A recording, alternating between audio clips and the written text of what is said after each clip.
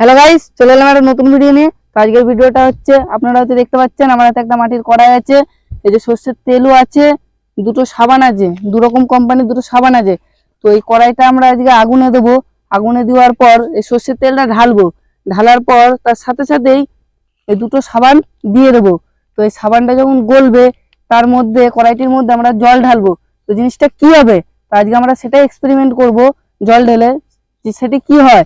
তো ভিডিওটি আপনারা ফার্স্ট থেকে লাস্ট পর্যন্ত দেখতে থাকুন, আশা করি আপনাদের ভিডিওটি পছন্দ হবে। তো চলুন দেখা যাক।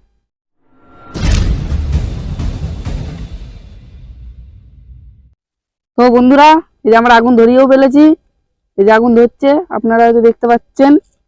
তো এবার এই কড়াইটা চাপাবো, মাটির কড়াইটা ভালো করে ধরে নিক জিনিসটা।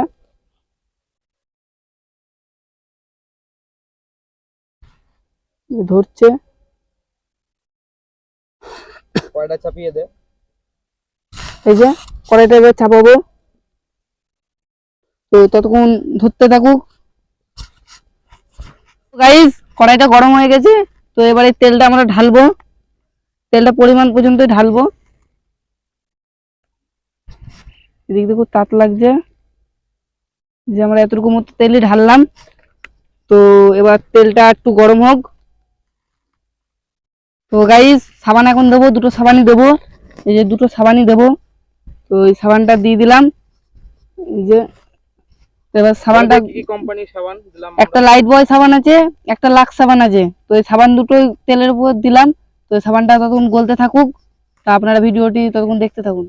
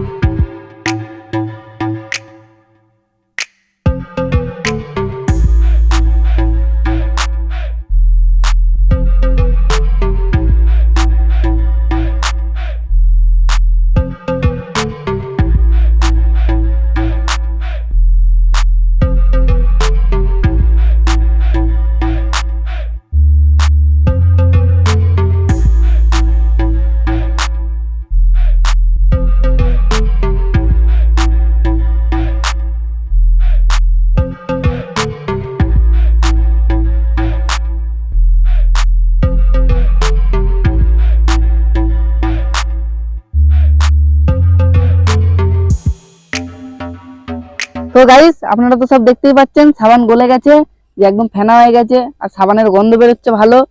তো এবার জল ঢালবো, তো জল ঢালা যাক। তো গাইস, জল ঢালা যাক, দেখা যাক কি হয়। আমরাও অপেক্ষা করে আছি জিনিসটা কি হবে, আপনারাও হয়তো ওয়েট করে আছেন জিনিসটা কি হবে। তো জল ঢালা যাক।